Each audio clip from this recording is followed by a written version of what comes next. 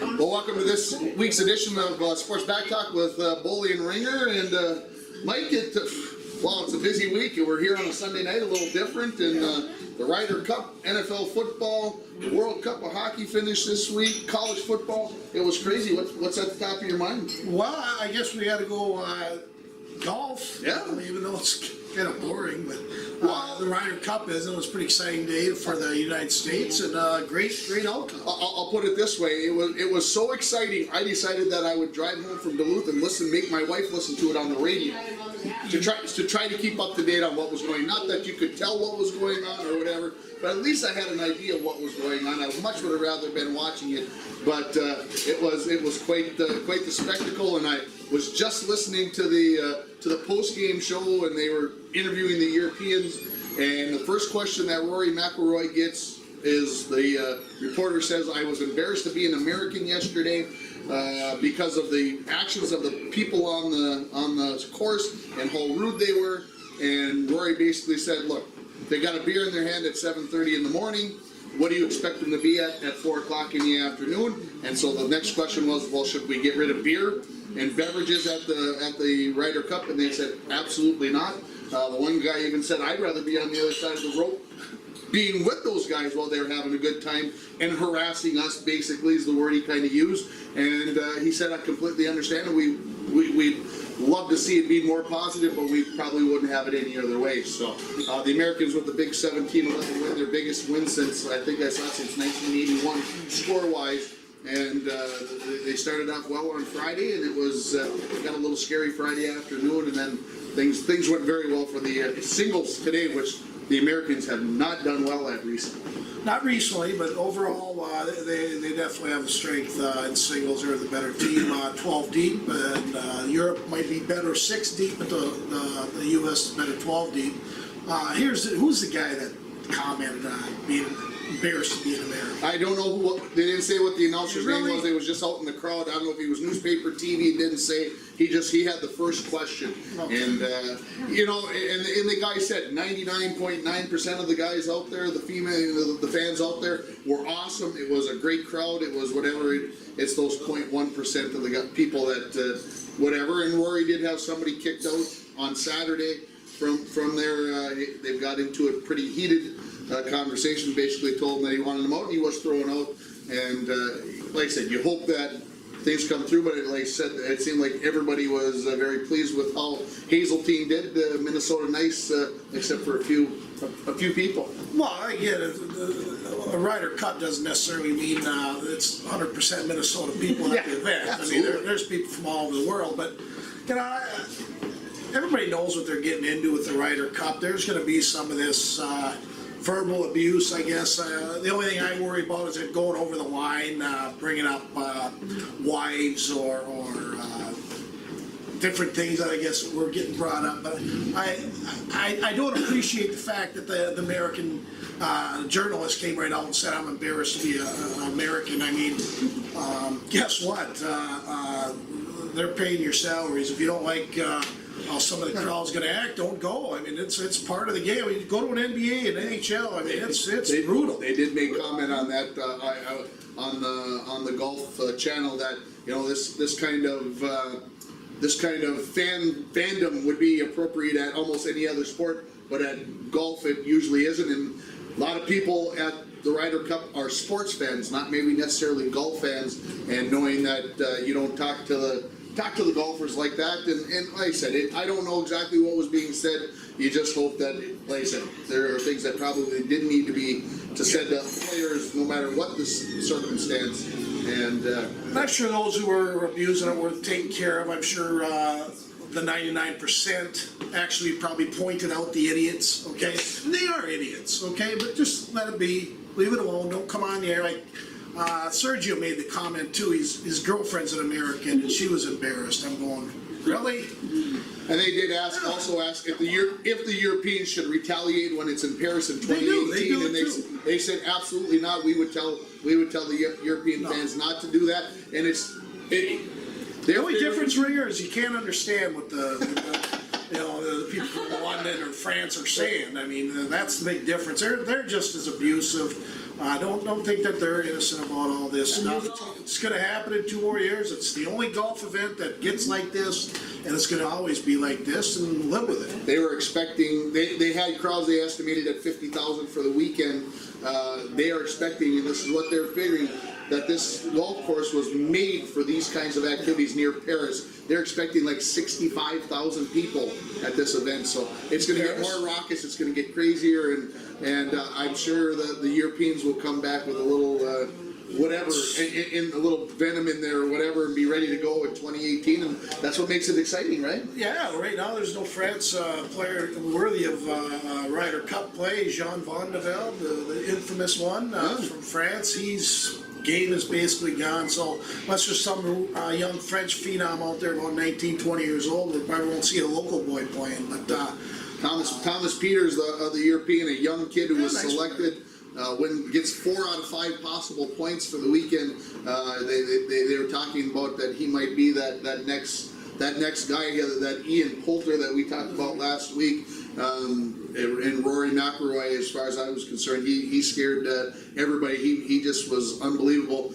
And the match between Mickelson and Sergio Garcia, I think it was either 17 or 18 birdies. 19. 19? Is that what the number ended up? I know I was 10 listening. for Mickelson, 9 for... It just incredible golf when you start thinking about that they would have shot 62 and 63 playing against each other. Absolutely wild stuff. But put it to bed. Great job by Hazeltine National. Great job by the state of Minnesota. I think they solidified another major here within the next 5 years, and yeah, I think the U.S. Open's already pegged out the next 5. But I would guess they'll get something here shortly, and well deserved. Great tournament. A lot of fun. It seems like it's. I don't know, tougher to watch when the Americans lose. Like the Europeans are like, they show everything. Then the Americans win. I think I saw one champagne bottle get. That was about it. So I was a little disappointed in that part, but I'm guessing we'll. I can't wait to see all the interviews tonight when I get home watching late night. But what do you close it on that? Yeah, we'll finish on that. Let's talk a little NFL. I know one thing that happened today. I know that New England got shut out at home for the first time in 23 seasons.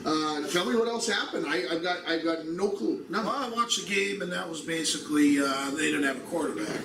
They put 9 in the box and let the young quarterback try to do his best. And Buffalo played really well. Okay. They dominated them. They pressured them. Played good on both sides of the ball. Sustained long drives. New England never got in rhythm like they did the previous 3 games with Garafolo. And the young kid did pretty good the last game, but Buffalo definitely dominant, very worthy of the win. And the Vikings in Philadelphia now, they're only 2 undefeated teams in the NFL. Really? Did you know that? I did not know that. I did see that Julio Jones went over 300 yards receiving today. That's the. By gosh, I think I do know that Atlanta won that game, right? Oh yeah, they like 45 points. They run up on them, and it's Carolina got Newton got hurt. Didn't play like the last quarter, and they were right in it. They were within 8 points halfway through the 4th quarter, and then Derek Anderson threw an interception for a touchdown, and that was it. Game time. Julio, 300 yards down by the schoolyard. Yeah. What else happened today that is newsworthy? Chicago won their first. Beat Detroit. Stopped the Stafford Marvin Jones spectacle that's been all over fantasy news, and everybody said they were untouchable. And I think Stafford put up about 200. A lot of it mop-up duty. Marvin Jones had 74, so they shut them down. No running game at all in Detroit. And Chicago gets their first win. Good for them. What else? How about Pittsburgh? And that's tonight. Pittsburgh's tonight. Pittsburgh KC tonight. When I should get be done worth some with this, I'm going to go home and watch it. To, of course, spend some quality time for 5 minutes with Diana first. And then move on to that. But what else happened in the NFL today that was worth? There's some good games. Denver's blowing out Tampa Bay. San Diego's winning again. I saw Jacksonville beat the Colts this morning. See, I'm lying. That was a 9:30 a.m. game played in London, and just saw the score on that. It was kind of a crazy weekend for myself. We had some bad news in our family, so I spent most of the weekend away from home and dealing with those things. So a lot of the stuff went by the wayside. I do know that yesterday, the Gopher football team, well, had a chance, couldn't hang on, losing overtime. Did you get to watch it? I watched the last quarter and then the overtime. Okay. Yeah, you just knew what was going to happen. Could feel But it. again, the Gopher football team, they live in the world of mediocrity. They'll always be in the field of mediocrity, and I don't see it ever ending. They just don't. They can't recruit the big boys. Yeah, So again, another loss to a very average team. Penn State. They'll be 500 the Big Ten again this year. So we got Some good couple games rough yesterday. crowd here. Some good games yesterday. Wisconsin, Michigan, 14-7 to Michigan. Clemson and Louisville. I got to watch sort of the end of that last night while I was in between winks of sleep and everything else. Clemson comes away with a big win over Louisville, and on Friday night, Washington downs Stanford very, very convincingly, 44-6.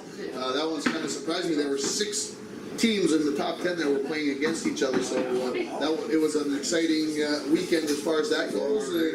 And Any changes you think could be happening? Well, Louisville's going to probably get knocked down. The top. Louisville probably was 3 and Clemson was 5. I think basically they're going to probably switch spots. I think is what's going to Michigan will stay in there, Ohio happen. State will Michigan stay will in be there. right there in the top 5. Washington, with their impressive, I know is getting a look, but there's Are they undefeated, Washington? Washington is undefeated. Awesome. So there's some good games over the weekend as far as that goes, and it was exciting. And I'm sure college football will have more coming up over the next week. How about the World Cup of Hockey? I got to watch maybe 8 minutes of it on Tuesday and Thursday. Well, Thursday you only had to watch like the last 3 minutes. I was, and that's why, and that was the stuff that I got to watch, and I kind of wish, don't take this the wrong way, but I kind of wish I hadn't turned it on because Canada scored 2 goals, and I was yelling at the TV, no, we want Saturday night hockey. So you wanted Saturday night? You wanted more. I wanted more, of course. You always want. Hey, you're always pulling for the underdog, right? He said a month ago Canada was going to win it, so I got to be pulling for Europe on Thursday Well, night. other than the Lynx, pretty much that's all we do in the state of Minnesota. Yeah, the Lynx did to wrap up their semifinal series today against the. They did win it. They did clinch it in Phoenix, so now. I was afraid of that team. Yeah, well, Brittany they got Griner and they got the Taurasi. point guard, and that's a good team. That's a good How about team. the Spark? The Sparks today in Chicago, so they got to go to game 4 in Chicago, and so that'll give the Lynx a few extra days to rest up, and with their age, that's not a bad thing.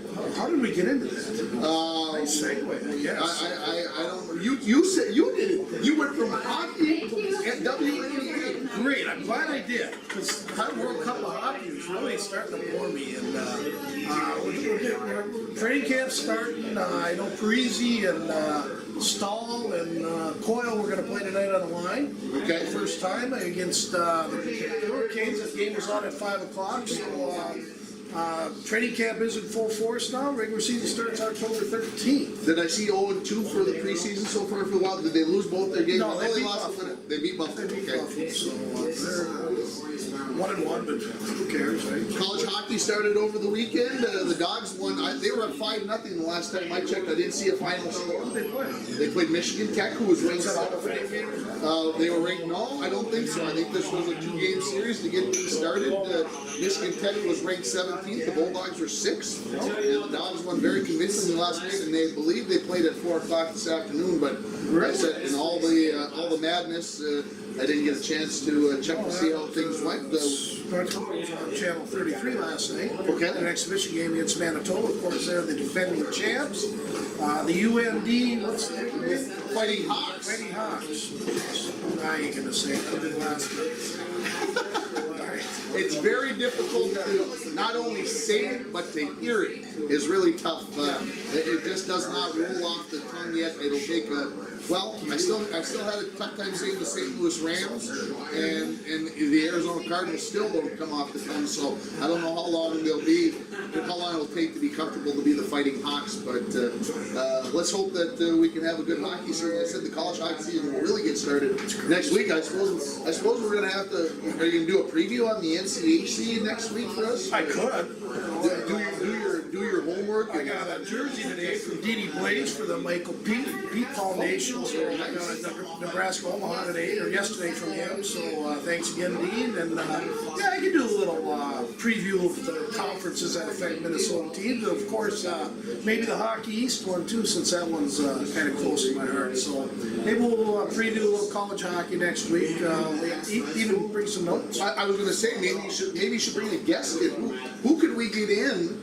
Who maybe some college hockey guru that we might be able to bring in and talk about it. You should get focused, because we also got to do a preview of the NHL, because next Monday's show will be the one before the regular season starts. So we got to get that stuff in. And yeah, the snow's going to fly pretty soon. It's October 2nd, right? It is October 2nd. I can't believe it. Best month of the I year. went on the pontoon yesterday. That was pretty awesome.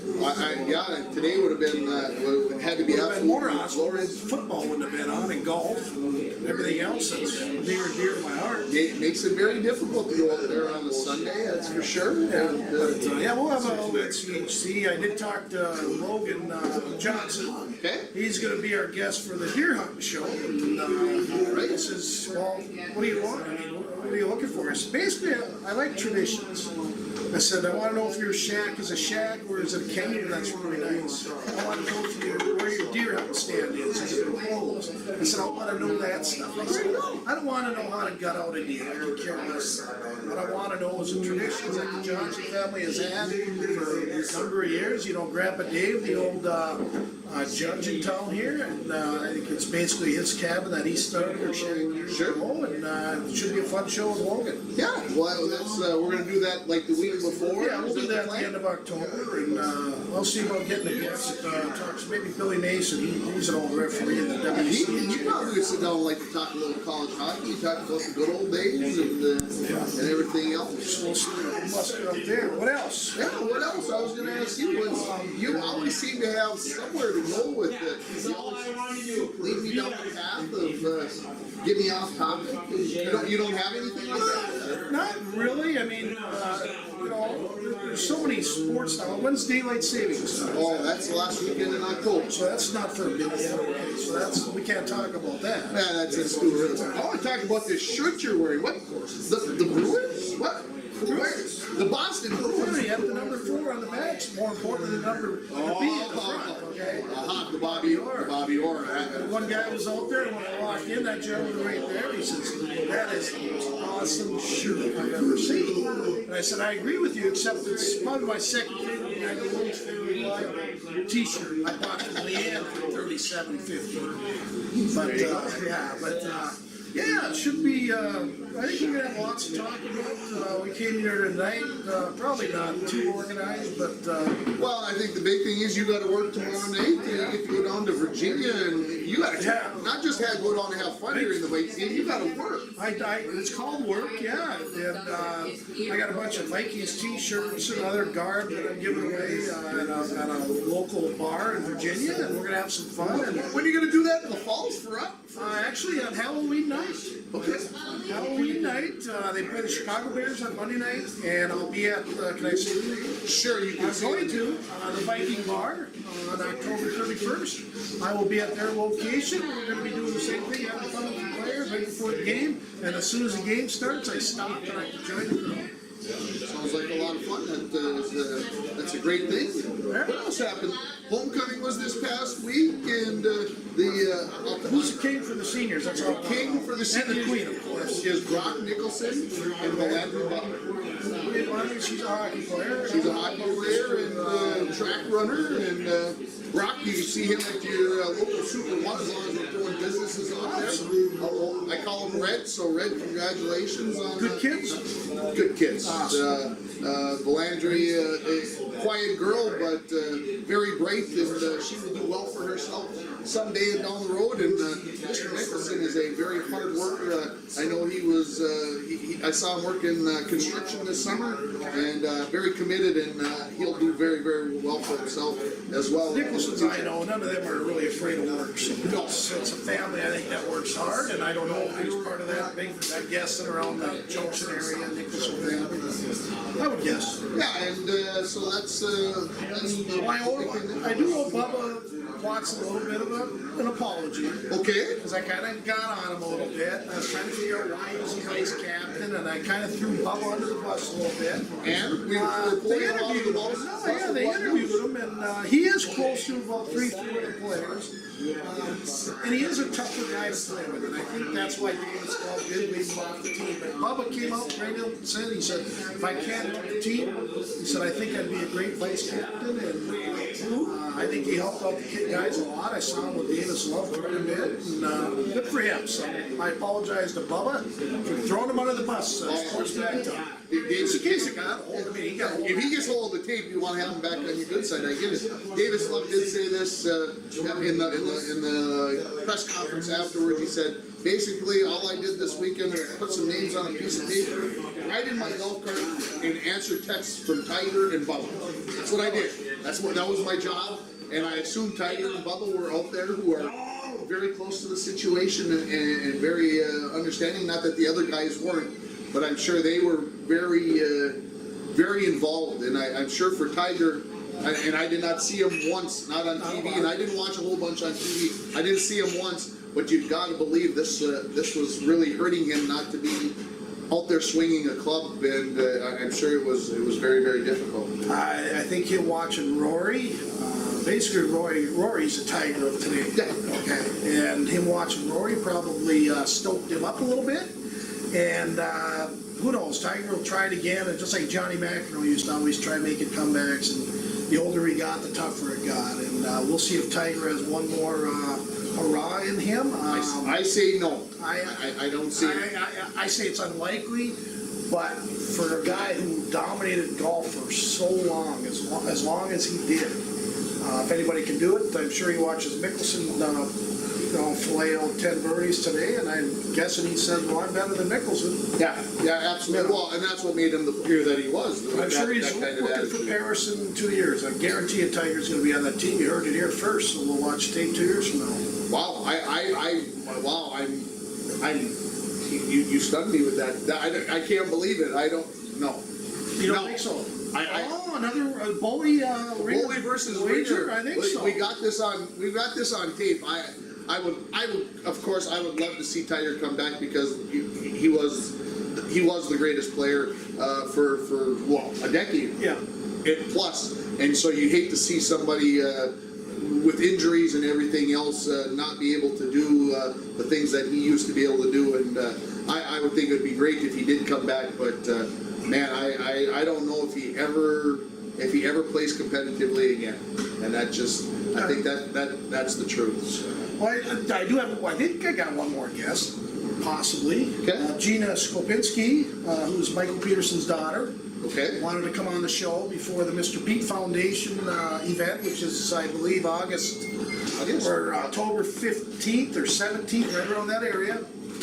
It's going to be held at the American, and So we're gonna have her on next week then. well, If it's on the 15th. I've been emailing her a little bit Okay. back and forth, and I'm keeping close tabs on the Peterson Foundation.